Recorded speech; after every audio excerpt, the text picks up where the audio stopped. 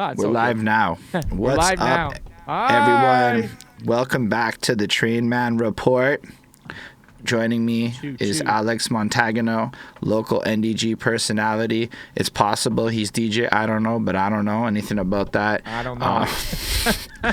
but my I name is have Holden no Stephan clue. Roy, I have to and we're talk to so Luba about that. Luba knows more about DJ I don't know than I do. fair. And yeah, we're just really glad to be back with another episode of the Trainman Report. The goal of this show is to talk about all the NDG stuff and, make it like a community hub. So if you're watching this in the future or in the present, feel free to put those comments there. And yeah, we'll definitely I've never do our been good best at to that. respond to everybody. We I'm not we even gonna love try it. Like NDG. what? The We heart? Is love that I it. guess? We love the heart. Yeah, I'm And not good at it either. I'm not very good at it. But we Um, love NDG. Holden is obviously another important character of the neighborhood, personality. Working on Um, it. and yeah, and he's a rising.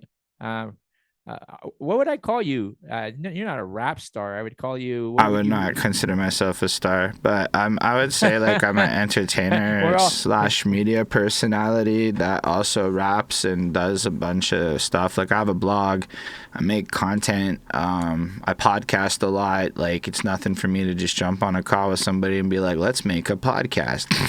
So like we just And out there that's why we're here, right? We're making a podcast. Yeah. I tried throwing events. I'm not sure I like throwing events, but I've thrown some events at the Wheel Club, and I organize stuff in Girard Park on a weekly basis for a while, and just trying to build.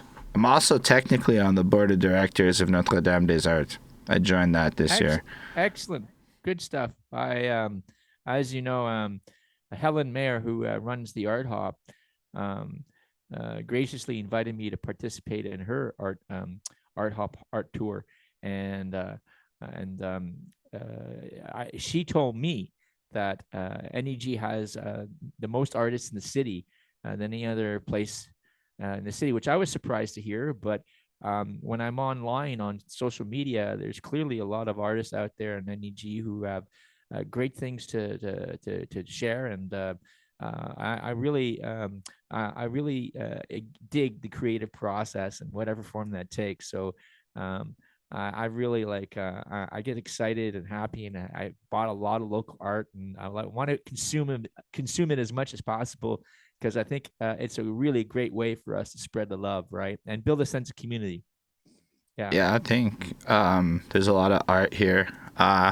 I wish there was more music venues in the neighborhood personally, but I also understand that that's actually complicated having been in the entertainment industry right now. I don't know if I could recommend a good conscience anybody open up a concert hall right now unless you already know what you're doing.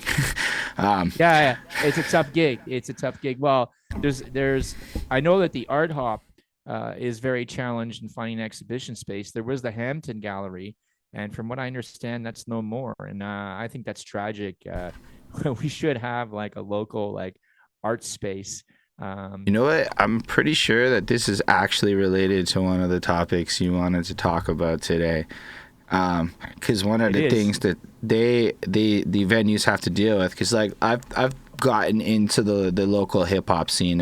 I call it the old man English scene. That's like those of us over 25 that are still in music and just speak English. So like, you kind of end up getting to Is meet that the what we are venue now? owner. Old, I guess. Eh? I mean, as far as music's concerned, if you over 25, you is not young. It's just there's Yeah. no way, there's no ifs, ands, or buts about it. It's a sad reality of the entertainment industry, isn't it? Especially the music entertainment industry. But I don't know.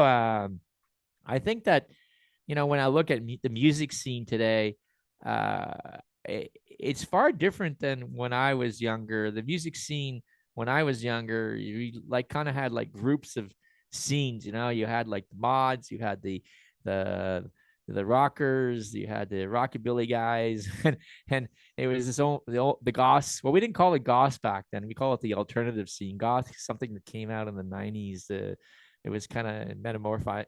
It changed into that kind of like scene. But now it's like what I see in the youth is they're listening to all types of music, and they're not letting themselves be constrained by like, oh, that sucks, or that's great, or I'm a rocker, or hate disco. none of that conversation. I think that's awesome. So you're a So younger person. Yeah. And it go ahead. definitely it's interesting you say that, because you're right that music is no longer the defining thing that creates all the fashion trends and groupings, but it's more the TikTok world and sphere of fandoms and content and other domains that has taken over that role. But when it comes to music, yeah, people be like really open minded in terms of what they're listening to across the board. But the scene still exists when we come down to local live music, because local live music is only ever appreciated by the biggest fans of that genre. So when you Yeah. really get down to the 50-person shows and things like that, that's when you start to really get into the division of scenes and fandoms and things like that. At least, again, in the older crowd. Perhaps the kids are all just at the clubs and doing what they're doing. I don't know. But I know that at least since COVID, the entire landscape changed because of all the rent buildup, and nobody was basically clocking rent over the 2-year period. I don't know the exact amount it was, but people weren't throwing concerts, people weren't having bars open, but all these people still had like bills to pay and whatnot. And then now COVID's over, stuff's opened up, the prices are significantly higher to rent a lot of these venues, which I'm not judging. It's just like food. Food is significantly more expensive.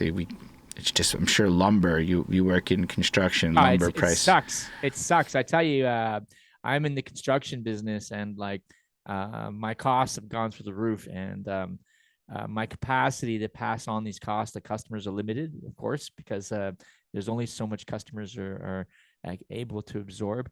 And it's been very, very challenging. I'm not gonna sugarcoat that at all. And I know a lot of friends in the business that are struggling. And I run a very tight ship, being the son of an accountant. And it's even in spite of that, I'm just like, I can't, like, I'm always like, I've always got to be watching everything now very, very closely. So yeah, you're right. Things have changed. COVID sucks. I think that's just, I think we can all agree on that as a community, that COVID really sucks. And it really, that period, and we're still not out of it, has been very, very challenging. Yeah. And how it ties into our topics is another thing that impacts the cost of a show that Yes. gets passed on to the consumer slash promoters of the concert world is taxes. That's right. Woo! That's a great segue there, Holden. Thank you very much. Taxes, yes, the taxes Yeah. we pay in a variety of different taxes. We pay. We're talking about municipal tax today, but we pay sales tax.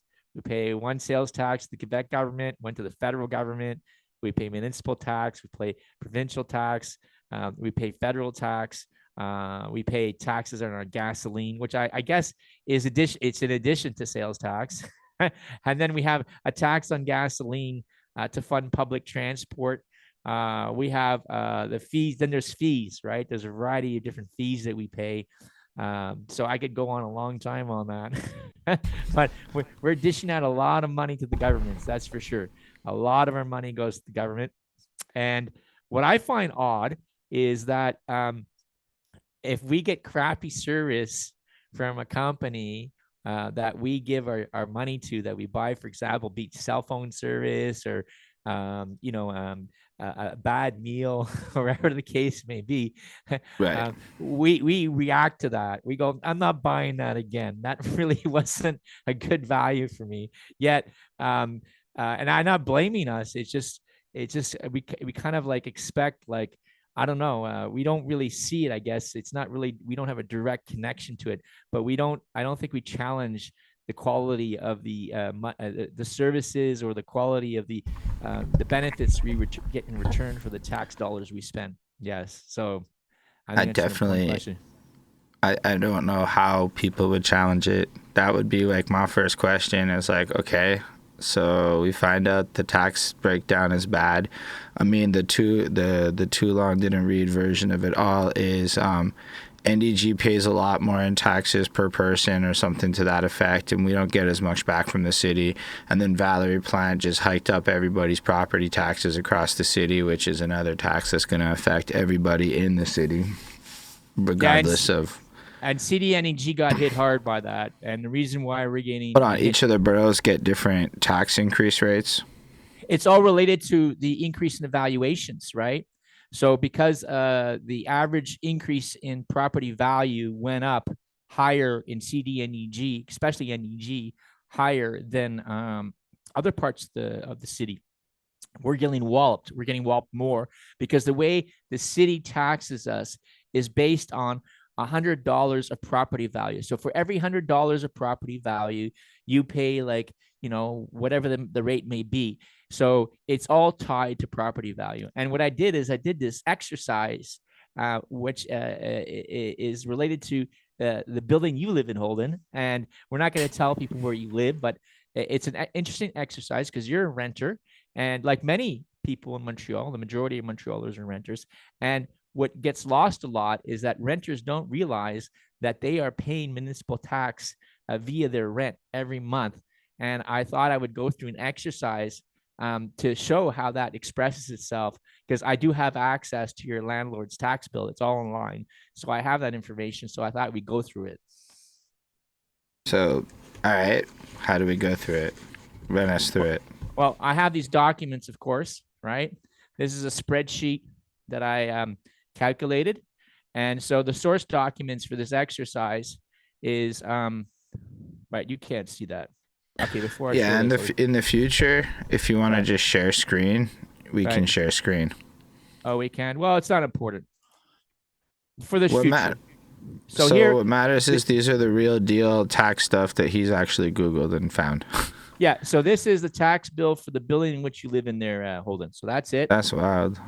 And this is the tax rates that the city just released recently for 2024. So I have the tax rates for 2024. That's next year, right? Not this year. And I have figured out what's happening with your particular apartment building. So your apartment building is actually the landlord owns 2 buildings. So it's 48 apartment units in total. So we figured that out. So if we look at the figures, right? The original evaluation in 2022, before we had the increase in valuations, was $5,709,000. So that was the property evaluation of the building you live in 2022. Now in 2023, right, that evaluation skyrocketed.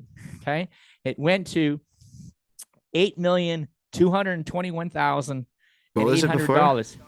Was $5,700,000. So the building's value went up $3 million, which is $3 million. That's right. 40%, 44%. Right. That's a big increase. That's a huge increase. So if you look at do you know how they figure out the value of these buildings? The Quebec government actually determines the valuation of your home. So the Quebec government does a survey every 3 years, and they determine what the new evaluation of the properties are throughout the province, and that includes the city of Montreal. So they provide that information to the city, and the city, basically the majority of the revenues, the city come from property tax, from the value of the properties within that, that in the city of Montreal, or in this instance, the borough of CDNEG, because there is a difference. Okay, the city of Montreal is not like one city like we think it is.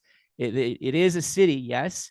There's a central city government, the municipal government, but now we have these borough governments, and they're imposing their own taxes and taking out their own debts that are on specific to the borough itself. So it's not like they're taxing the city equally across the board.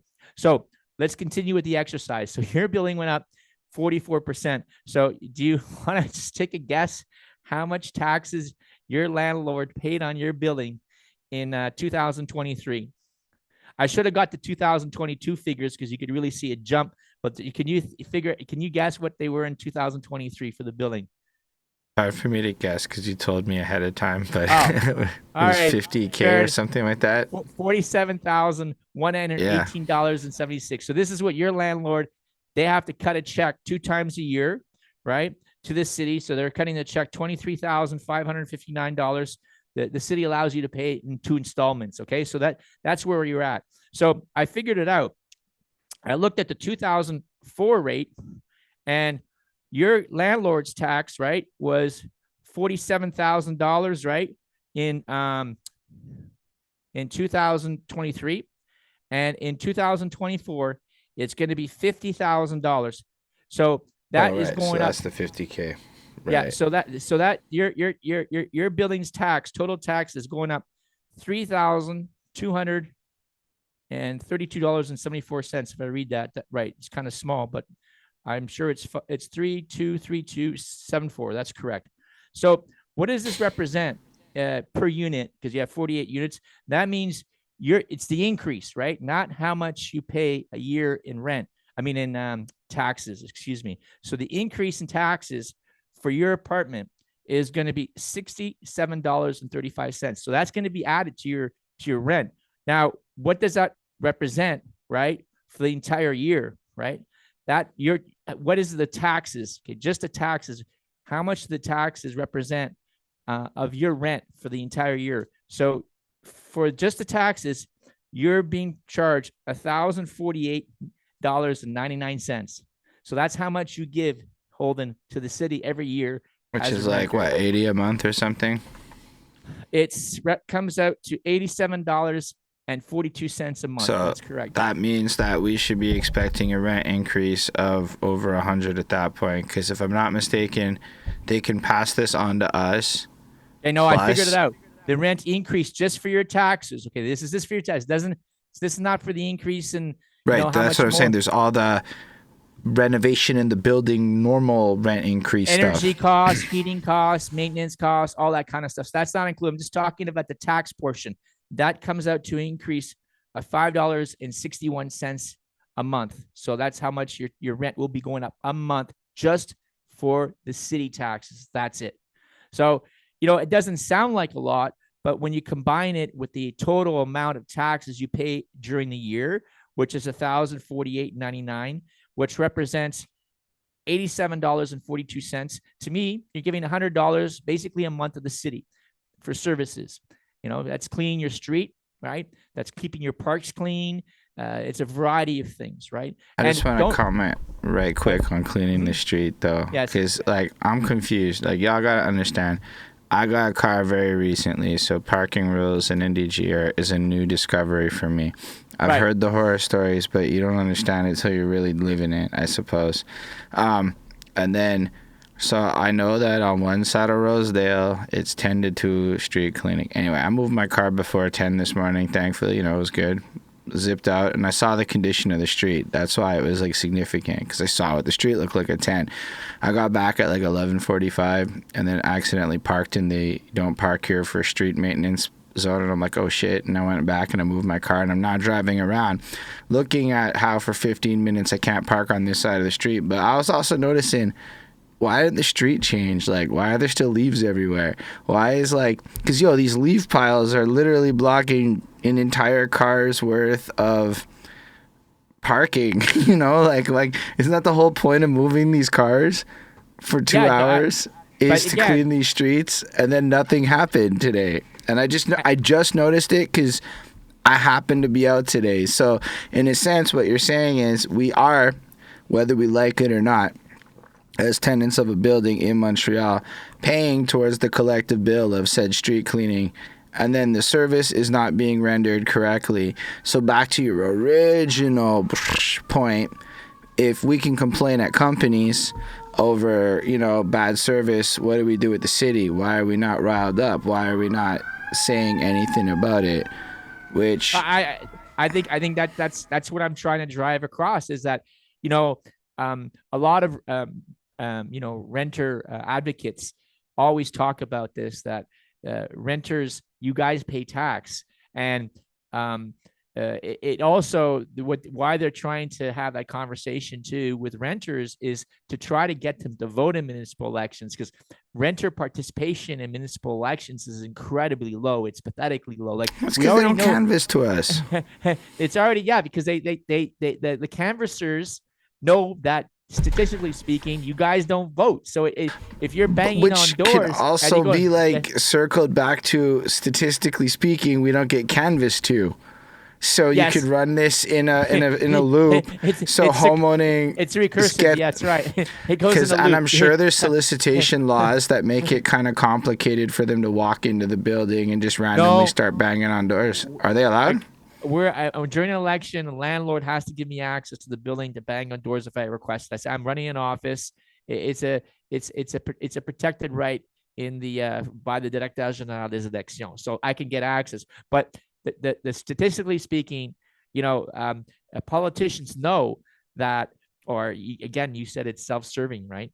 Because it kind of like, it's a logic that kind of It was perpetuates the what I problem. discovered when I interviewed politicians is that Right. the entire election focuses on the concerns of homeowning parents. And there is no other demographic that is pandered to in a local city election, because I'm assuming that a lot of homeowners are parents. Not Thus, there's homeowners.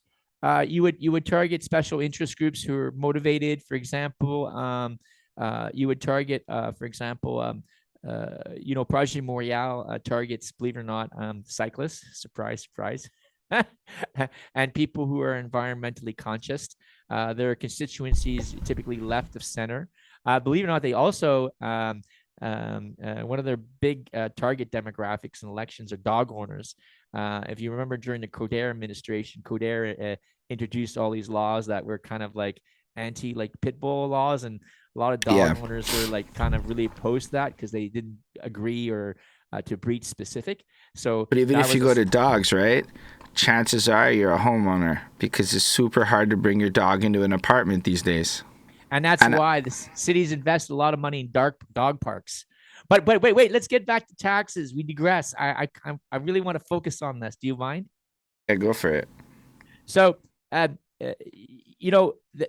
point I wanted to make to you is so as a renter, and to all the other listeners who are part of this conversation that are perhaps renters as well. So the building that you're in, Holden, next year, right?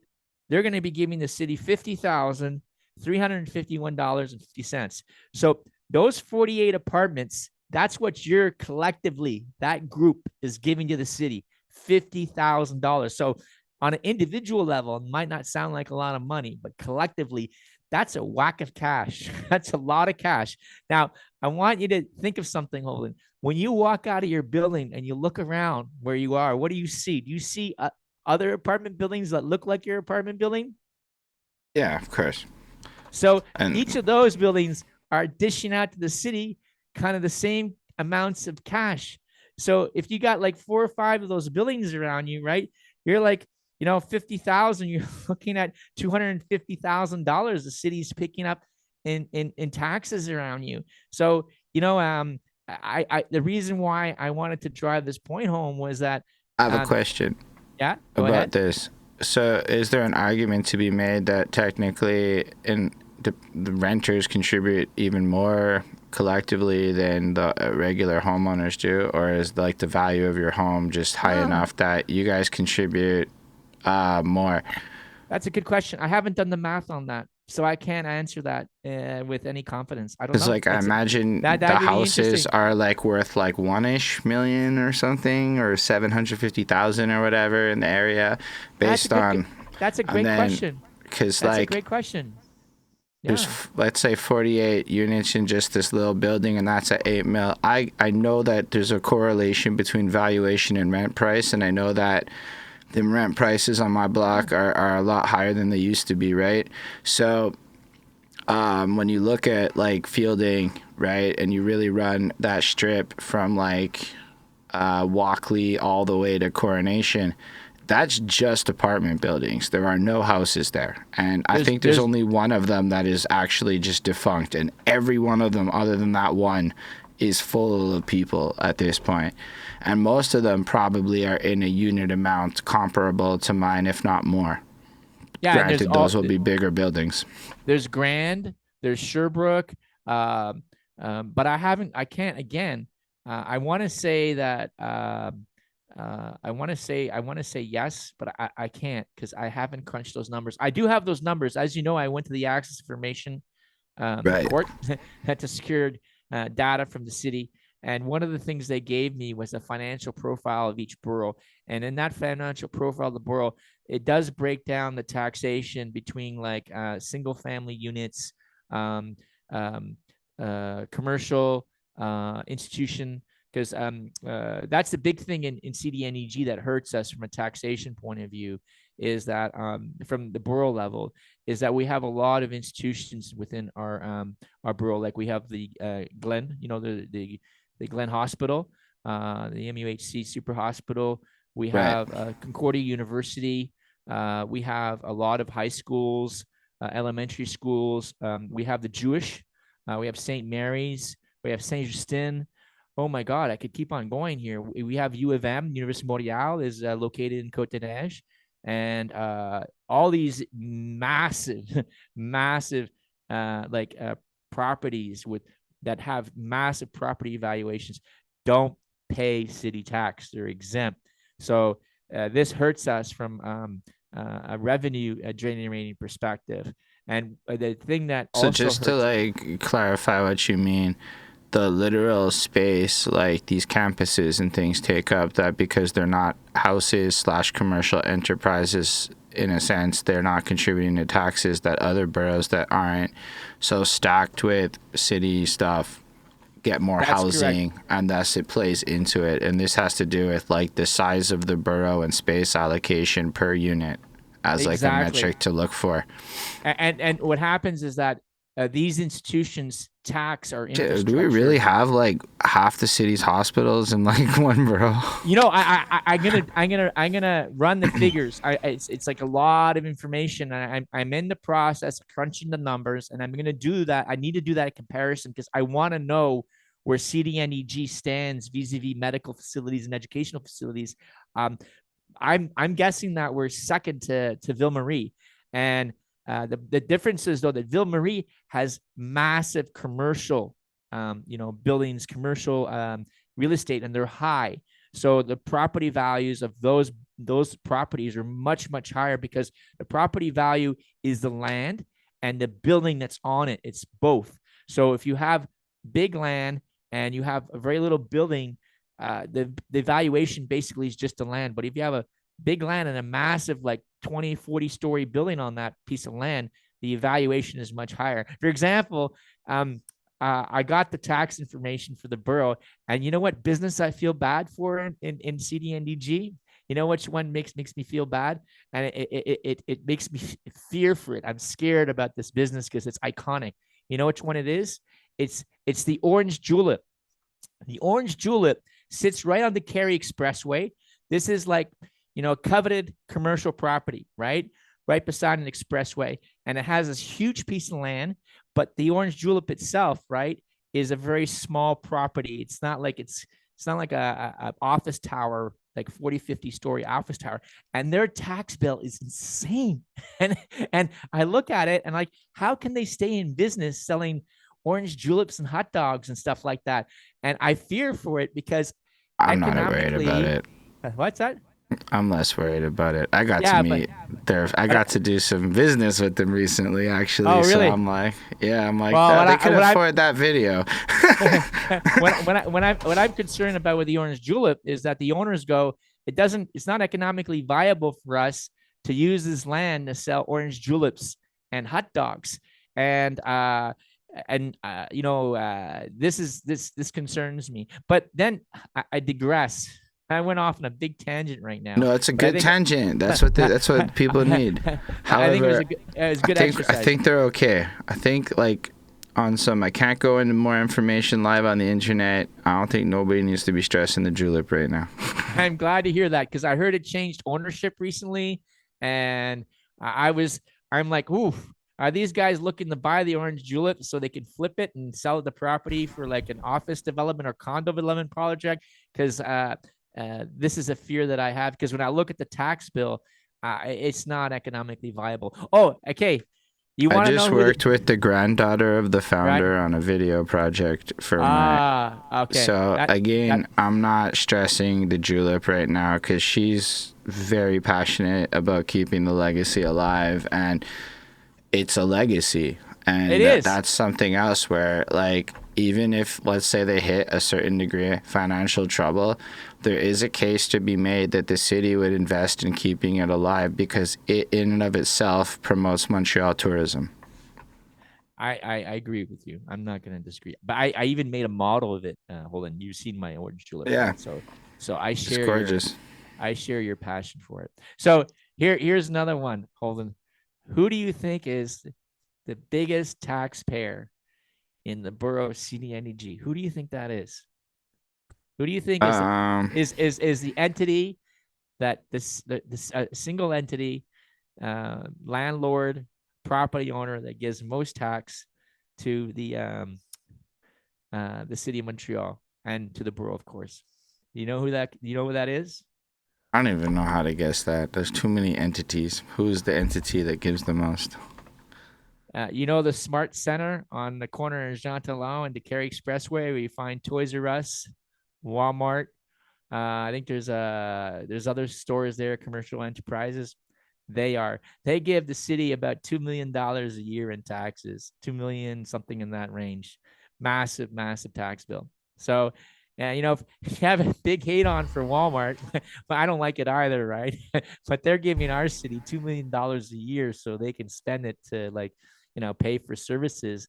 So I think that's something I'm we got. absolutely certain that Walmart is making way more than that 2 million back off the city. they are. I don't deny that, but they're definitely a cash cow for Valerie Plant. So I'm just So throwing that let me. out there. Okay, so Digest it the way to you just want. bring it That's what back the into more that's what the like fig that's what tangible the stuff, figures say. right? Yes, yes, Because yes. like I mean, I got a stat background too, and figures inherently are cool and they're signals of stuff, but we always got to bring it back to some level of actionability. So I think your original point was we can evaluate how much money is being spent by who. That renters arguably pay their absolute fair share of city taxes, possibly at an individual level less than a homeowner because we don't own the homes, but I don't actually know how much a homeowner, like what you would have to pay in taxes kind of thing. Like I don't know how to make that comparison because I've never looked at the numbers. The average homeowner in CDNEG, I'm going to make a guess here, but it's a good guess. The average homeowner in CDNEG is paying anywhere from five to $8,000-9,000 of taxes a year to the city of Montreal. Yeah. So you guys are paying like 7-8 times as much as I'm paying in city taxes. Yeah, And just the but the space that we occupy is 7-8 times more space than you occupy, right? absolutely. So However, in democracy land, just to understand, to understand, because it's in a sense, it's putting like a value of priority per capita on how the city's going to look at us. Because I think that from democracy land, there's more renters than homeowners, and from democracy land, from a redistribution point of view, homeowners, they take care of their property. They're not Homeowners are not necessarily responsible for driving, um, you know, um, high volumes of traffic. Mind you, people would argue homeowners usually have a higher percentage of car ownership and therefore tax the road system more. Um, so there's an argument to be had there. So, but I think what's interesting from CDNDG's point of view, and I have to run the numbers on it, but the numbers are already showing me this, is that because we have a disproportionately high number of institutions, schools, hospitals, um, government buildings. What these buildings do, these hospitals do, and schools do, is they're drawing people into our borough from other boroughs, from other parts of the city. They're driving on our streets to get to these institutions, especially hospitals. because what happens with hospitals, people are sick and they're not really in a condition to take public transportation. So they're taking taxis, personal automobiles, they're parking their cars in garages, they're consuming foodstuffs, they're walking on our And sidewalks. Quebec just made like all the hospital parking free for 2 hours or something like that. That's correct. And they're throwing garbage in garbage bins. And through, their family members are coming to the hospital and visiting them. And oh yeah, and don't forget, we have the Oratoire Saint Joseph, which 1 million people visit a year, and typically by car. So, just to play devil's advocate, Yeah. is there an argument that increases commercial spending in the area, or is it like not the because oratory? because like the schools, maybe like having schools, like there's a lot of local businesses, especially restaurants, that live off of students, for sure. For sure. But the point I'm trying to make is that the way the formula works, in which the central city disperses or decides on how much money they give us, right, to tend to our needs, to keep our streets clean, our parks, all that kind of stuff, the basic services. They don't calculate that into the formula. They don't consider that we have a school or an oratory or hospitals on our territory. And I think that's a big failing of the formula. The long time editor of Actualité Côté Neige Notre Grâce, Victor Afriat, was of that mindset. And when I'm looking at the data that I got through taking the city to court, essentially, it's showing that, it's proving that to be correct. And on top of that, the province recompensates the city of Montreal for the fact that they're not collecting taxes on these properties, but the borough doesn't see any of these taxes. And Christian Arsenault, if you remember, he was the former councillor for Projet Montréal of Loyola, and this is something he harped on a lot, was that we didn't see any of that money, and we're basically experiencing the stress, the traffic, extra traffic, extra load from that, and we were not being provided with the extra revenue and resources in order to support that. So the real question then, because all of this is like identifying the problem, what do we do with this information? So we got the stats, we label it all out, we can, okay, here's a problem. My understanding from our last chat is the city kind of ignores people at the city council level, like they're not going to really address these issues. At least for now. If like you and I walked in next time and said, hey, what are you guys going to do about this? I'm not expecting that to be like changed. So that's where I think a lot of people honestly lose interest, is we can identify the problems, but then what? What do we do to actually fix this? How do we change the system? Well, I think that what's happening now is that last mandate, Projet Montréal promised to fix the problem. That was when Sue Montgomery was there. And they told me not to worry. It was going to be dealt with. And they renegated on that promise, to my chagrin, to my anger, actually. I'll be honest with you. I supported Projet Montréal. I was out there putting signs. I really worked hard to get them into office in their first mandate, and they really let me down, really disappointed me. And here we are. But the good news is that the opposition councillors who are part of Assemblée Montréal are consistently and repeatedly admitting to the chronic underfinancing in the borough, and they are repeatedly and voting against the borough budget and the city budget based on that reason. And I think that that's an opportunity for us. I think that's an opportunity for us to go to Assemblée Montréal and say to them, what is it you're going to do for us? What is it? How are you going to solve this? How are you going to change the formula so it works for us? And I think that's all something we can do collectively and individually to make that call, to call Assemblée Montreal and go say, okay. So is it to like literally just call them up in mass and harass the government into caring? Well, they want our votes, right? They want to win the next election. And I think what I've been trying to do who people are following me. Like, I participate in the municipal elections, and I'm going to be carrying that banner. So if they're not going to come back with either Projet Montréal or Assemblée Montréal, are not going to come back with an offer that that we believe collectively, and I will be there, obviously, to putting on that accountant hat and looking at the numbers and telling you, no, this doesn't make any sense. Or I'm going to say, oh, this makes sense. This is a good deal for us. Um, um, you know, then we'll be able to collectively decide at that point in time, what's the best way for us to move forward. And maybe the best way to move forward is for us to take control of our borough politically and exert ourselves. As we discussed earlier, other boroughs have done this and created like borough parties and a real borough identity.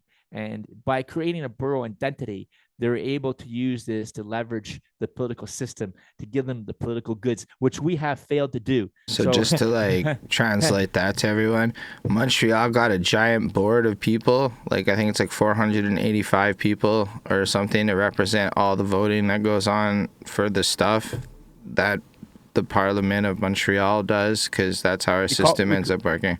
We call it the municipal council. That's like the parliament. And so like Projet Montréal basically has enough seats there to do what they got to do, and that's kind of how it works. So in theory, we have 6 seats, I believe, that get represented there, or is it 5? I think the mayor and each of the city councilors each gets a vote. Okay, so we have 5.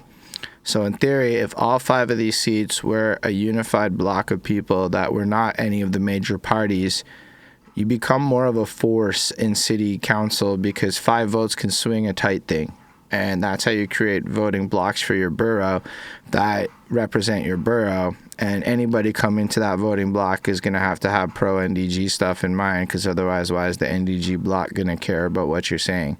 And that's an effective way to at least have a bigger voice, because even then, if the majority's too big, it doesn't make a difference. And that's the weird part. Correct. And I'm just being real with it. But it gives you a bigger voice, and because trust, you'll be taken more seriously than the current situation where I believe Loyola is Projet Montréal right now. And that means whatever Projet Montréal wants, you go by party lines, and it's just like federal politics, and democracy is not even real in this system. Well, you only really, you're correct. If there was 5 people who are part of an NDG block or CDNDG block, you could exercise leverage when things get tight downtown. And you could also, work with other boroughs who have blocks like we would have in this ideal situation, and work with them to try to put pressure on the system to be more responsive to the needs of the boroughs. Because what's happening in the city of Montreal right now, all the boroughs are experiencing this. What's happening is that the central city is downloading costs to the borough. If you look at how much the city is raising taxes, they're raising taxes of 5.1% citywide, okay? But they're only throwing back a 2% increase back to the boroughs. So there's a 3.1% difference in terms of cash. The city says, oh, we need to raise taxes to keep up with inflation, rising costs. But when it comes to, increasing the borough budgets for the same, they said, no, we're just going to give you 2%. So if you look at the tax thing that I did on your building, you can see borough taxes for your building. Let me just look here. Where is that percentage? Right. Borough taxes, right, for 2024 to 2023 on your building went up 11.1%. So that's just the service tax from the borough, because what people forget about or don't realize is that in the borough CDNG, we're being taxed by the central city, but the borough is taxing us as well. This is a new tax that didn't exist before, right? This is all new. And we also have debt, and they're increasing that. That's nominal. It's only going up 1.1% because I think we get it's a lot of numbers, but we get the gist of it. The amount of money that we pay out is not proportionately coming back based on fairness within the bigger city landscape, and that's a result of current party politics and priorities. So if y'all really want to blame Valerie Plante for some shit, instead of whining about bike paths, which we could argue have a benefit to a large group of people, not the point right now, but this is stuff you should complain about. because that's actually like it's our money. relevant It's our money. and to It's like NDG. we're not But we're I not. think Yeah, go I ahead. think that what's really important is that we don't just focus on the problem, but we have to focus actively on the solutioning. So if what you're saying is galvanization of a community effort is important, then that's what has to happen. So with that, I think we should go to your, the next thing that you wanted to talk about that is an effort of galvanizing the community, and that's your protest that you just did. Right. Yeah, the Because protest. protesting is an effort to organize the community. Now, I'm not the hugest fan of protesting in the conventional sense of pulling up in a park like you guys did. I wanted to come, but life didn't allow. But like, end of the day, there is ways to digitally represent this. If I'm not mistaken, petitions, which is the thing we couldn't remember the words for last time, with postal codes, are a very What is that? powerful tool. It's like a petition, like when you sign the like, I don't really like blah blah blah. I don't really like the bike paths on Terrebonne. Create a petition or whatever, or a survey with like 1,000 local residents with postal codes, and I watch how your city politicians care because it's 1,000 constituents, whereas change.org will send you some things and 50,000 people that don't even live in your country signed up for it. Super valueless, but there's ways to actually create the paperwork and paper trail of the carrying of your local community, or to even just get more involved in local politics, or create a group like the anti-bike path group. It's not my group, but I respect the effort because it attaches numbers to a voice in a clearer way than other things. So it's like, to me, we can complain all we want, but we really have to focus on building up the community block of sorts that would exist in the future, or else it is just going to be aimless complaining at an individual level because, I just looked. The app's called change.org. that's the one. That's the one. I that's why I was looking down. It's called change. There's lots of petitions. The other thing we can do is that we could force. Remember, Balarama Wholeness collected a whole bunch of signatures and forced the office, the Consultation Publique de Montréal, which is under a scandal right now over some expenses. We won't talk about that. You could force a public consultation on an issue. You need 20,000 signatures to do that. So we're 170,000 people in Côte-Nez-G. We could collect 20,000 signatures and force the office of the Consultation Publique de Montréal to do a consultation on the formula and how tax dollars are distributed in the city of Montreal. And I'm sure that exercise will demonstrate, I have no doubt, how it's completely unfair, and how some boroughs get really short end of the stick in that arrangement. And I encourage all of you who are listening to this podcast to drive around the city of Montreal, go to Outremont, go to Ville Marie, go to Sud-Ouest, and check out the infrastructure and the services they have there, and then come back and do a comparative to our borough CDNEG. I'm sure the majority of you will say, wow, it's like, why is it they got so much stuff?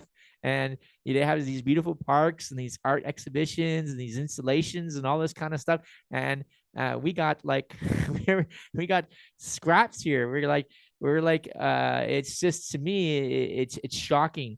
And I'm in a unique position as a contractor that I work in Outremont, I work in Sud-Ouest, I work all throughout the city of Montreal, and I see these things, point blank, like, Sud-Ouest and Outremont have public recycling programs with garbage cans.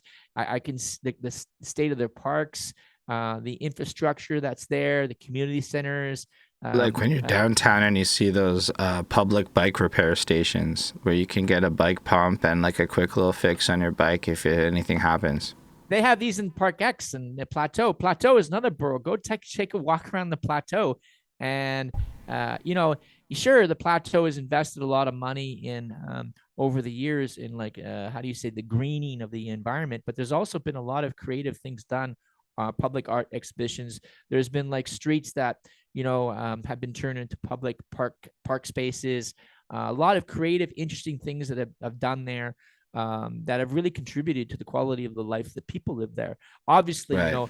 CDNEG is not the Plateau. Okay, so before people start throwing those stones at me. I understand that, but doesn't mean that we can't do creative things, right, that serve our needs. But in order to do that, we need money. It comes down to dollars and cents. It's like I'm a contractor, And so you to need get money. that money, to bring it like to the biggest point, to get that money, we have to find a way to galvanize as a community to represent to the people that we we are here and we're paying attention. Because right Yeah, now they're gonna. and I think I interrupt you. I haven't really nailed this point. I think there's an opportunity right now. The opportunity is that, unfortunately, a lot of us are struggling with cost of living increases, right? And a lot of us are going to be getting these hefty tax bills on a personal level and also in our rents. And I'm hoping that will, like, people go, whoa, where's all our money going? Why? I don't really feel that I'm getting value for my tax dollars in the city of Montreal. I hope people in CDNEG start asking those questions. And I think it's an opportunity for us as a community to say to the city, hey, you know what? Enough's enough. You need to start investing here, right? Well, yeah, and then it's going to go back to how do we actually get them to pay attention to us, which is really where I think we have to focus is how do we, like what you did with that protest is an effort to show the government what you felt. Like, did that go well? Oh, it went very well, but the protest was not only related to about our current situation in the city of Montreal, because the city of Montreal, I don't know if people realize, but Côte-Nez-Niji is the biggest Anglophone community in the city of Montreal. So there's more Anglophones in the borough of City than any other place in the city of Montreal. Yet I don't like dividing us along linguistic lines, because I really think that conversation is really dated and we need to move past that.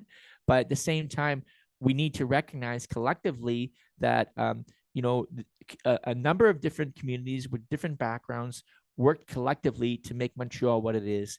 And the two main communities that were involved in that project were obviously the French and the English. And the English, who are the English? The English are, the Irish, the Scots, and obviously the English. But on top of that, it was also other immigrant communities that adopted English as their first language. That was, I'm Italian, that Italians, the Greeks, and the Filipinos. And these are big, big demographics that exist in CDNEG. And the problem is that CDNEG has not been accorded bilingual status. And that means that our right to exist as we are, as the community we are, with the identity we have, to me, is under threat by this nationalist-driven government that's trying to impose, cultural chauvinism on us. It is what it is, right? Are you And speaking at the city level or the provincial? it's a city and the provincial level as well. And these laws are manifesting themselves in different ways, and they impact us a lot in a lot of different ways. For example, the new laws or regulations that the province has imposed upon Anglophone universities vis-a-vis international students, that's going to impact us. Our population is going to fall. There's going to be less international students renting apartments, less international students eating in our restaurants, tending to our local businesses. People will leave. Our population has already taken a hit. I noticed a significant hit between 2022 and 2023. 2021 and 2022, our population went down by 6,000 people. It seemed to have come back up a little bit for 2023. That's what the latest figures are saying. But what's a long-term trend? I don't know. And what happened to CDNDG is that when we had the first set of language laws that came in Bill 101 in the 1980s, our population dive bombed, just really dive bombed. And that's the worst thing that can happen to a community. We start losing our youngest and our brightest. And I fear that we're going through another period like that. And I'm very, very concerned for the community as a whole. So this is what the protest was about. The protest wasn't necessarily about taxation, but a lot of people, like, for example, Victor Afariat, of a longtime editor of the L'Actualité Côte-Nez-Montagano, he's retired now, but he used to argue that he believed that the reason why Côte-Nez-Niji was chronically underfinanced is because we were made up of, there was a large immigrant, ethnic, and Anglophone population. And the city said, all these guys have lots of money, they're rich. And we all know that stereotype is actually false. It's not true. In fact, the Anglophone community, Allophone community in Montreal struggles vis-a-vis the Francophones now. that was a mouthful, wasn't Yeah. it? So basically, your protest went well. A lot It of went people well. It came was out. great. It was a big turnout. It was cold, and in spite of that, a lot of people showed up. We had at least, people coming in. We had probably about 500 people that came through during the day. And it was there was if you go to my Facebook page, you can see my speech there. I shared that on Thrive and other Facebook pages, so you can see about the types of things that were being talked about. And there's a group called the task force that's taking the Quebec government and fighting them on Bill 96. And because there's a lot of things in Bill 96 that people don't realize that's going to impact our community in a really negative way. And to me, it comes down to like, we're proud Quebecers, we're proud Montrealers. We have a culture, we have an identity, and we've contributed to the city. And I feel that we're living this hostile environment, and the authorities want us to be something else. They don't want us to be who we are. And I love who we are, and I keep on talking about how NDG is an awesome community. People are super Yeah, friendly. I don't really think Quebec cares at all about the local, whatever we are in NDG. Like, I don't No, think that is a concern for the they don't people who care live about in us. Quebec City. No, they Who, want us. They see us as an inconvenient truth, right? They don't want us to like celebrate our history. but even to that end, I think if we're really gonna have that, I don't even think they see it like that. I think they've created an entire system that ensures that 20 years from now, whatever neighborhood you're in, it's this slow shift towards Frenchness, because your immigration's population's children all have to go to French schools. And we all know that the birth rate in Quebec is not what's going to make our province go up. That's not how it's been working. We are not banging at more than 2 people per 2 people. We are at some 1 point whatever birth rate, which is not growth numbers. So we rely heavily on immigration to keep our population growing, which is a mandatory part of a modern capitalist society, because losing that growth, bad for business. And when we were doing the protests, I should say that there were some people that we ran into that told me in French, says, "You don't like it here, go to Ontario." And that's exactly what they want us to do. They want us to leave. And I'm not talking about, like, I'm talking about obviously the hardcore nationalists, and the cultural chauvinists who really have this vision of what Montreal, they think Montreal should be, and cannot accept it for what it is. And for me, from my perspective, what Montreal is a beautiful thing. And it's that idea, that vision of what Montreal was, cosmopolitan, open, accepting, it's being lost in this dialogue, this narrative, and it's very, very dangerous. It's really identity politics. And if anybody knows anything about identity politics and nationalism and how that can manifest itself in very cruel ways, you just need to open a history book. And I'm shocked that our elected representatives have allowed this narrative and conversation to continue in the way it has for so long. And I really feel for the fear for the community. I really think that what makes NDG will be lost in this. And unless we stand up as a community and demand better for ourselves, and demand proper place within the province that respects us as a community, and we suffer the same demographic pressures the francophone population has. We have low birth weights as anglophone or allophone Quebecers, and we need immigration that's going to contribute to our communities as well. And the Quebec government clearly is not interested in that. They want us to be them. and I'm like, I like me. I like you, Holden. I like NDG. I know that when it comes to Montreal stuff, I feel like there's a lot that we could maybe fight for. When we get to that Quebec level, it's bad. Because even at a popular vote, Montreal is only 25% of Quebec's population. If the entire island came together, we're not enough votes to do anything in Quebec. And the way the map is drawn, it's even worse. So it's like the reality is the language politics, I don't even think Legault and these people care. I'll be completely honest with you. I don't think they care. I think they know that this will win them elections. And so they reinforce it the way that I don't think Republicans and the U.S. politicians believe in half the crap. I think lobbyists and marketers have figured out exactly the right things to push on to make people vote for you. Well, And in Quebec, this is the crutch it's of identity language and politics, right? immigrants. This is the crutch of nationalism, right? I, What you do is you feed off, uh, like a psychosis of the collective, right, of the population, right, or an insecurity, and you focus on that, and you use that as a way of securing and getting power to be able to leverage to win elections, and we're seeing this in Quebec, and to be fair, it's a pretty global across nationalism has been resurging all like over the the world. right That's correct. and in youth, which is where it's interesting. Is this is the first time that the youngest voting bloc, like in America, what people aren't really going to be expecting is within a couple of years, the largest voting bloc is actually Gen Z and not the old people. There's still Gen Zs are still getting legal, and well, old people are kind of dying.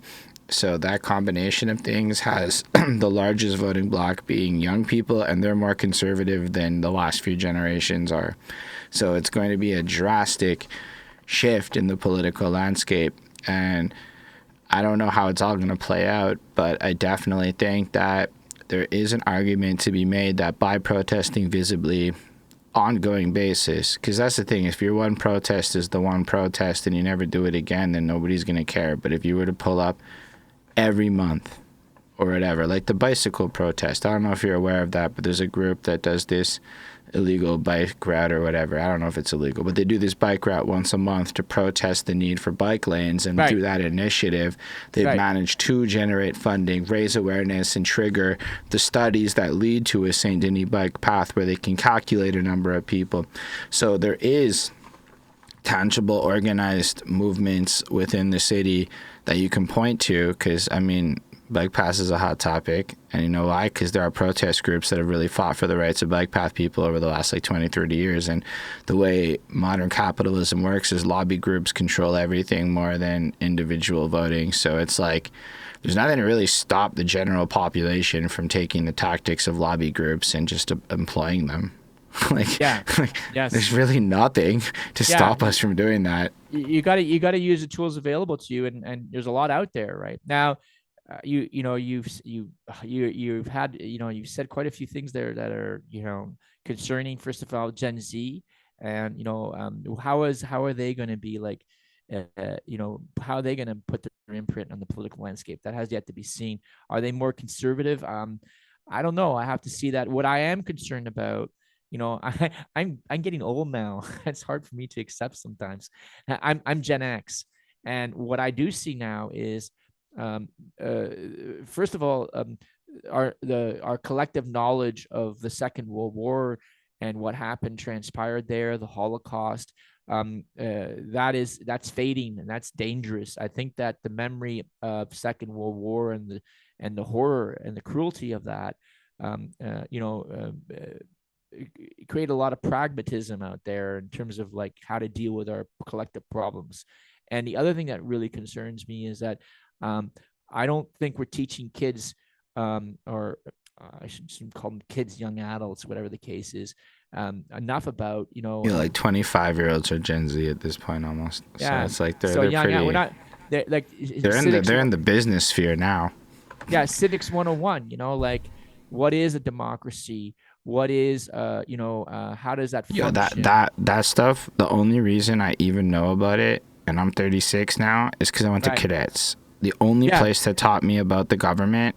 Ironically, it's the military that taught you what you're defending, right? It's because the cadets, in its defense, its goal is to train good citizenships. It weirdly is the program that I have lots of friends that served in the cadets, and it's made them appreciate not only the sacrifices of our veterans, but also the democracy in which we live. But it also explained the difference between tiers of government and a bunch of other stuff where, like, I really don't remember learning that in school. Ever. In school, what they teach you history, but they don't really teach you.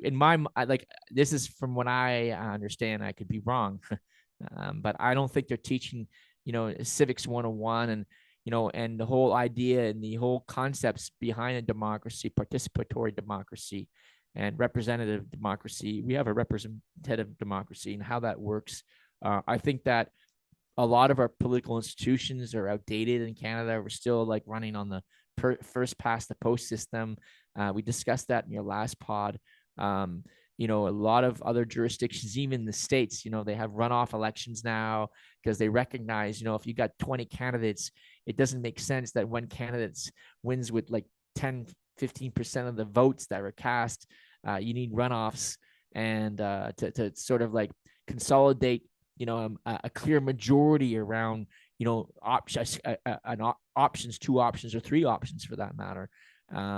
So there's a lot of issues in our electoral system and our democracy in defense of the kids, they're way more informed than we ever were at that age, because like in your era, y'all believe the news and stuff. In my era, we did. When I turned 18, we found out the NSA was spying on us and everything was full of crap. That was literally the year I turned 18. That's what happened in the world. So Edward Snowden and all that comes out, but now you got a bunch of youngsters who are my concern. Yeah, but that's critical thinking. That's awesome. If the younger people are developing the skills to be critical thinkers, I'm cool with that. I'm happy with that. But in social media fishbowls, and it's creating new problems that come with the critical thinking, because what's really happened, in my opinion, is that we've lost the ability to discern expertise. And that would be the real problem, I think, with the young folk taking over the voting block in the current, because even millennials, and like that's my group, and like we're really bad at understanding what expertise means in our everyone has an opinion argument. Like, I don't have an opinion when it comes to construction. I struggle to put IKEA together. It's not my place. So when somebody like you is like, do it like this, I should be shutting up and doing it like that, because I don't know better. But there's like, to correlate it, the current idea would be like, nah, BS out on YouTube. I don't need your expertise. And it's funny you say that, because I tell people often, if they call me, oh, how do I do this? I said, I go to Google, watch 3 different videos on the subject, and find the video that you relate to the best, and just follow it. And mind you, when it comes to social political issues, there's you don't have people running around trying to manipulate you on how to fix the dryer, right? No, but you could, as an example. They don't have an ulterior motive on that element, right? No, but if you want to learn about abortion or one of these hot topics, and you go look a whole bunch of videos, right? You could get a lot of interesting information. Exactly. So, but I am hopeful, as I always am, and I really see social media as liberating. I really do. Like, here, look at you. It's a blessing and curse. Yeah, we're having this conversation right now. It's live. Hopefully people are listening to it. They're engaged in the conversation. They start to contribute. We're having, a community conversation. These conversations before were very controlled by, like you mentioned, during my generation, they were very controlled by a very small, group of people. And, the narrative was very like, how do you say? I wouldn't say it was controlled, but because these group of people were always interacting with each other, I would say it's controlled. It almost became, come on, self-serving. Even by the right? 60s, a few billionaires owned all the media. They call that an echo chamber. Like, you hang around with people who are always thinking the same way, and like, oh yeah, that makes sense. Everybody's on the same page, but life's more complex. And so but that's how social media is. Unfortunately, that's the problem with social media, is exactly what you just described. The echo chamber? I think social media. Look, democracy. I think Thrive NDG is a weird place, because it kind of kills your echo chamber expectations. But your average person's social media experience is echo chamber. It's like Facebook is going to show you what habitually will piss you off. Yes. So Yes. and that's an Yes. echo chamber. It's going to show you what will piss you It off. It's is. not an unbiased thing. Instagram's going to kind of show you a combination of things you're tempted by. It's all temptation land. So it's going to know you, and let's say train pics, that's what gets you. It's going to show you train pics. For some people, it might be other topics that are more explicit, but there's whatever temptations are out there. That's what Instagram's going to get you. TikTok's just going to be like, I don't care what it is. You like that, you're going to see it. And that's kind of how these echo chambers get created on social media. So what's really wild is social media has been a part of young people's lives for so long that they don't have a clear separation of social media to real life. So stuff that happens on Facebook is as significant to stuff that happens in real life to somebody that can't create that clear separation. And that to me is a concern. You touched on a good point. I've been thinking a lot about this. Is our existence, And I do recognize how old I am, by the way. I know I'm getting along if these are my concerns. I do see, like how do we like balance our virtual existence from our real physical existence? Like we have this physical world in which we live in, and we're touching stuff, and then there's this virtual world, and they're not the same. They're different. And is that bad? Is that good? I don't know. Like it definitely is going to have an impact on like how we live going forward. No, it already has had a huge impact Yeah, on how we live. massive Like impact. you So, can make but a that's a whole podcast on that subject, right? We could talk about that. Oh my God, for a long time. Yeah. yeah, for sure. But yeah, just to go back, I guess, then to the overall budgeting, taxes, and all that stuff. Another way the city likes to make money is tickets, and I'm learning that parking tickets seems to be a giant cash grab in the eyes of people. I don't know. For me, this is huge cash. Parking is this is like it's a money generator for the city. I already It got generates a I a got lot I of got coin. I've been parking in the hood for like less than a month, maybe a month max, and I already got a parking ticket because I forgot to move my car at this 2 hour thing. It's $80 now, right? It was 90. Fine. I can suck it up. I did violate exactly. It was my fault. I did it all. But this morning I left the apartment and this didn't impact me, so I was happy to post about it. But they closed the bike lanes because on fielding they moved the bike lanes this year, right? Like they did the little reversal, which scares the shit out of me because you can't even see oncoming traffic in the daytime no more with these parked cars being so far out. You have to like block the bike lane to drive up enough to make sure you're not going to die when you like cross over, unless y'all are just better drivers than me. But I don't know how the hell this is safer in anybody's point of view. It's fucking terrifying, to be honest. At night it's easy, you can see the lights. Like in the daytime it's actually kind of dangerous to me. But then apparently they slapped some stickers on those signs that indicate the bike path only lane. They just slap stickers on it. It's not very obvious. It's just stickers at various angles, like somebody just with their hand put it on, and it says April 1st to November 15th, or as though when the bike lane is open. And then they've had them up for a week where I didn't notice one time, because why are you looking at the bike lane sign? Honestly, like that's not a sign anyone's really gonna look at for parking purposes. It's not a parking sign. And then, so as of November 15th, apparently the bike lane has been closed and now you have to park in the bike lane. And nobody knows that. You know how I know? Because nobody was doing it. And then the tickets started coming in. But nobody started doing it until yesterday, when I'm assuming the tickets started coming. Which means for like days, it was like that. Nobody got tickets and nobody knew, because I did not see a single person park in the bike lane immediately as of this. Because you're terrified. You're like, what do I do? But what gets worse is this is all west of Rosedale. If you go east of Rosedale to Cavendish, allegedly these bike lanes are supposed to be closed, but there's no stickers on the sign. So now I don't know if I'm supposed to park in the bike lane or not over by like Walkley, because there's no sticker telling me that the bike lane closed. And it's stupidly confusing. And so I don't know exactly. I can't hear you. Yeah, I'm mute. Okay. So what you're saying to me is that now the rules change, and you're supposed to park against the sidewalk, and you're not supposed to respect the bike path. Well, because the bike path is lane. closed now as of November 15th until April 1st. So they want you parked against the sidewalk now, and if you're parked in the middle of the street, they're giving you tickets. Is that it? Is that what's As of happening? now, yeah.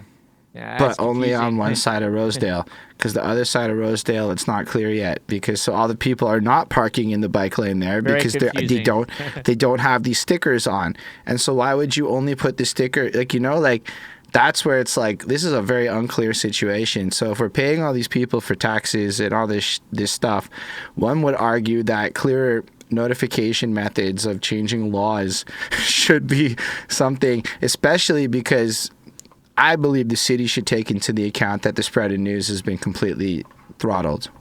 As much as maybe we all should be growing ups and go on the news sites ourselves, we're not, because like that's not how any of us or a lot of us have not been conditioned to do that. We're just used to Facebook being the source of our news, and now that's not, because nobody's sharing links. So the volume of news being spread, especially for key and pertinent changes, has reduced greatly. And if it wasn't for somebody in Thrive NDG even bringing it to my attention in the first place, I had no idea that this was a thing. I didn't know bike paths closed. I had no idea there were seasonal bike paths. I didn't know any of that. I knew there was seasonal bike paths, but I didn't realize that the city was actually changing around the street configurations because the bike paths had closed for the winter. I that's the first time I've heard that, and I know Right. that the city gets extra money in the formula. It's in the formula. They get extra money if they keep bike paths open. 12 months of the year, or winter bike pass, as they say. So I know Walkley's supposed to be kept open, but Walkley's that new pointless double bike path. I say pointless because there was already a bike path a block over. I digress. There's still a bike path a block over. Yeah, though I agree with you. The Walkley bike path, I've used that bike path, and where does it go? It takes you to Côte St. Luc. It's like where do you go now? And it's like I think they had it there to service Walkley, and that's it. To me, that's not a bike. To me, path. that is the greatest example. Like even the Terrebonne clusterfuck is not as bad as, to my opinion, the value of the Walkley bike path when it has like a one block over had a bike path in the other direction. I think one of the reasons why they did it on Walkley is if you've ever been to Walkley, it's rather a large street. It doesn't need to be as large as it is, and bike paths are also a double vehicle, or how do you say, they're they're a traffic calming device, because if you have a street that's too wide, what happens is people go, oh wow, look at this big goddamn street. Let me put my car in like gear and this drag down this thing, and I get some good speed because I don't have to be worried about hitting things on my life left and right. And it's common knowledge in like the traffic calming circles. One of the effective ways to calm traffic is you put your streets on a diet. They say you squeeze them. You put bollards, right? Have you ever seen this where you go on the street? There's like you have to aim your car between two flower pots on both sides. They do that on purpose, right, to slow you down. So maybe that's what the purpose was of that. And they thought maybe, okay, we'll kill bad analogy. I know I'm not supposed to use it anymore, but two birds, one stone. I know the vegetarians say there's a new way to say that now.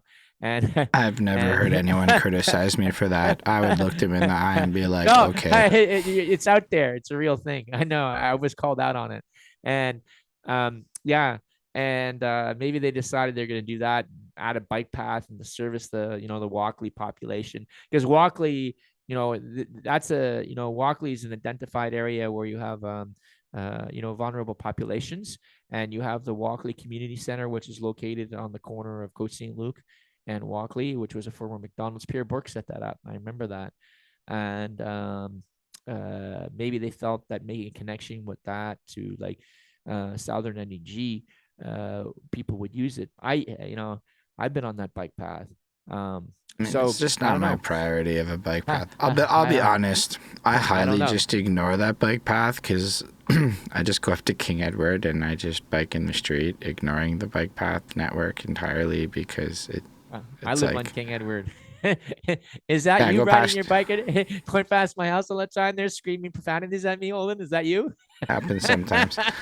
But I definitely passed by your house a whole bunch, and it's, watched it all, like, because it's just like, why am I gonna, like, I don't know, like, I guess in certain parts of towns, but to me, like, there's so much space on Rosedale, King Edward, all of this for a bicycle and a car to go next to each other, even with the two sides of parking, that I don't know why there's bike paths up some of these streets. I'm like, is that necessary?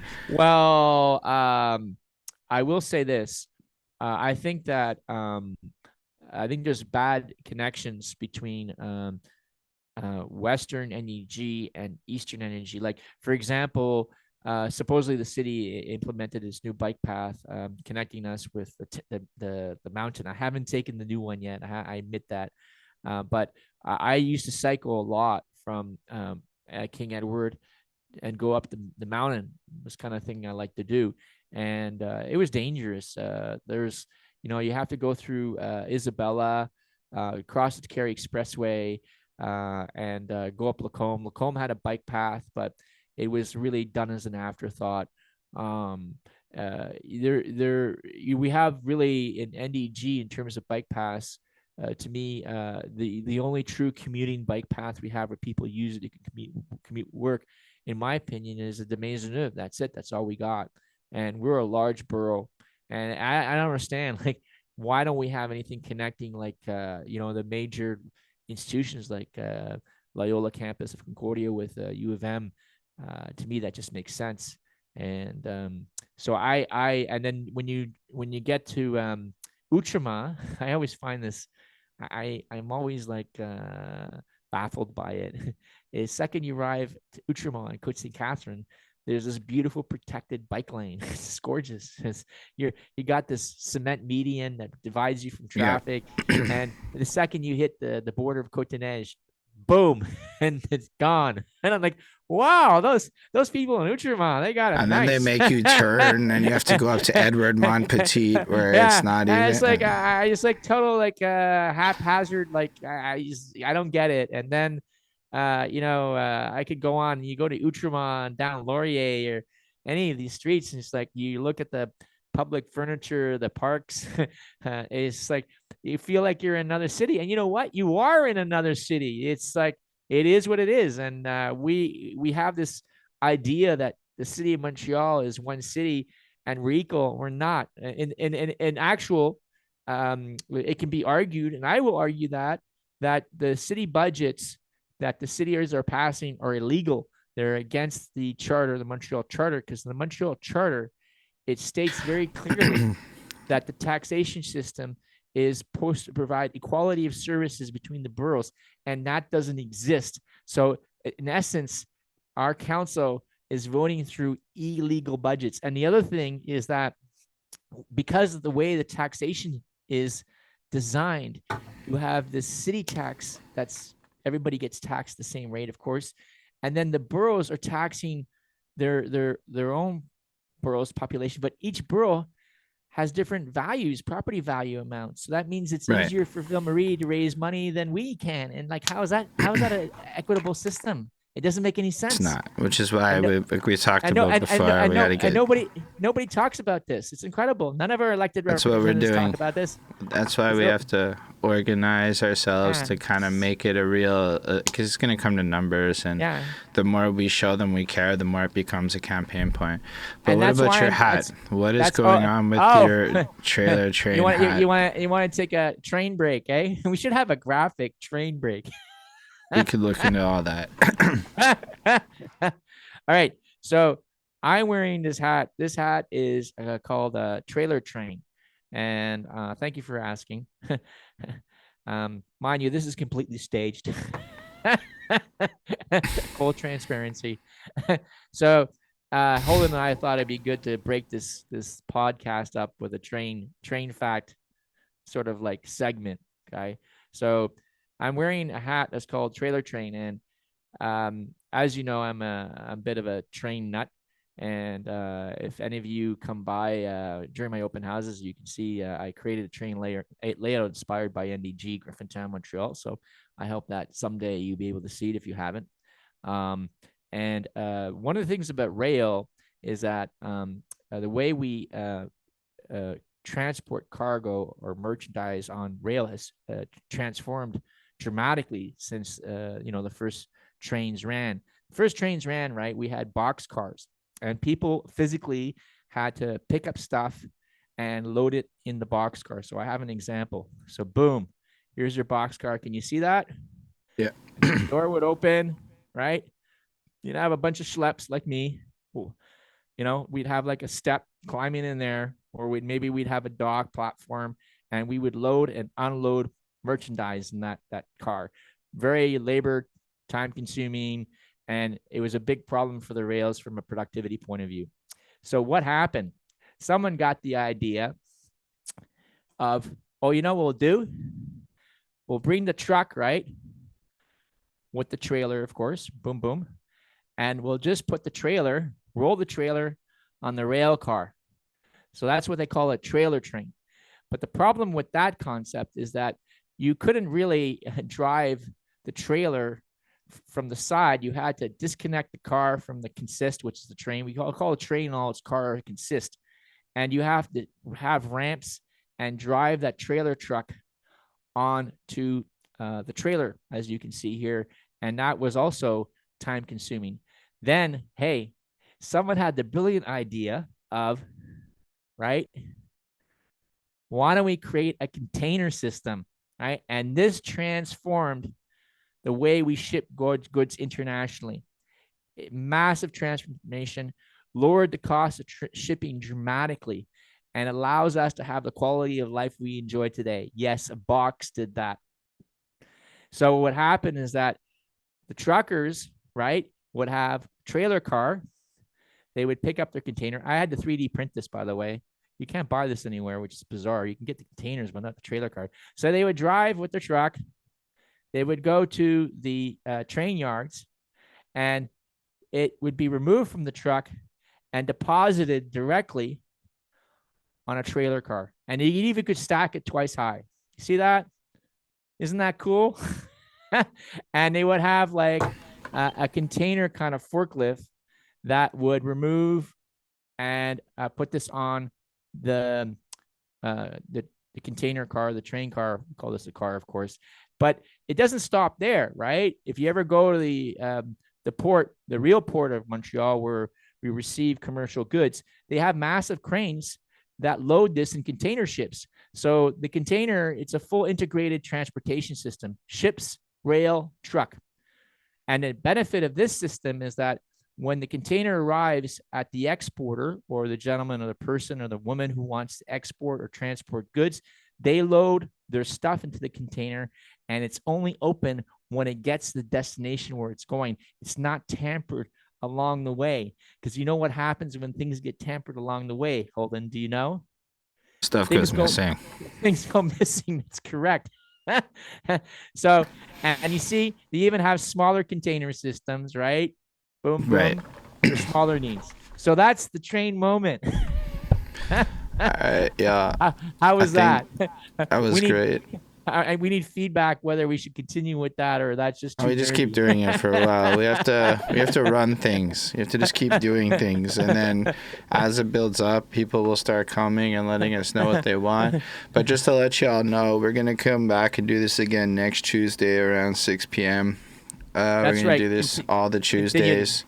Continue the make conversation. sure that we keep running it. Make sure to let us know what you care about too. We want this to be a community show, so maybe over the course of the week, Alex will post in Thrive and be like, "Hey guys, what do you want us to talk about on our next show?" Is that the next thing? And next podcast, I'll talk about the evolution of timekeeping in the rail industry, and specifically the introduction of standardized time and the standards as it related to timepieces.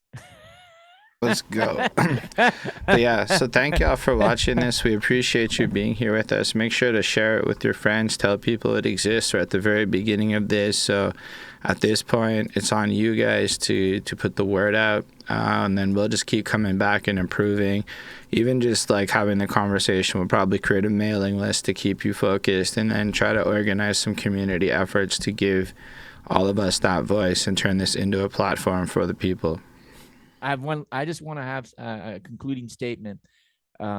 If may I? Yeah, go for it. Yeah. So during this podcast, Holden rightfully has always been raising the question: well, how do we collectively move together to affect change that will have a positive benefit to us? And one of the ways I'm doing this is by being involved in the political process, actually getting involved in elections, running candidates, and I even had created a borough party. And this is a vehicle or a mechanism that I will continue to use. And if any of you are listening to this podcast and want to be part of that project, please reach out to me. I need help. I can't do this alone, and it's not easy. And I do really appreciate you listening to our podcast. And perhaps next podcast, Holden, we could talk more about that project. But I Absolutely didn't want can. yeah, but I didn't want to get too deeply involved with that because I wanted to focus on the issues. I wanted to focus. This is it. When you do something every week, I can tell you one thing: it evolves. This is the very beginning. I've had multiple. I have more than one podcast that has pushed past 50 episodes. I promise you that episode 50 is not episode 1. For sure, because at the end of the day, from my perspective, we need to understand the problem before we can apply a solution. And I think that there has to be a conversation, a community conversation about what the problem is. And then when we understand that's true, but I think we understand the problem of taxes. That one is very clearly diagnosed. Yes. They ain't giving us the money back. So when people get their bills this tax season, I think it's going to be an opportunity that I think people are going to feel the impact of it. But what we can continue to do is highlight specific ways upon which it actually does affect your real life on a regular basis and kind of dispute the ability to just ignore it. But it is important to have the galvanization point to aim towards, or else it really just ends up being aimless, which that would be one thing I've seen people criticize your post of in the past is where's the solution. So I'm just going to always focus on the solution because that's what we got to do. Please. And you're Austin Holden. You're amazing. Thank you so much for hosting this. You're very kind. So make sure to follow, subscribe, all the social medias, all that good stuff. We'll catch you next week, and live long and prosper, everyone. Live long and prosper.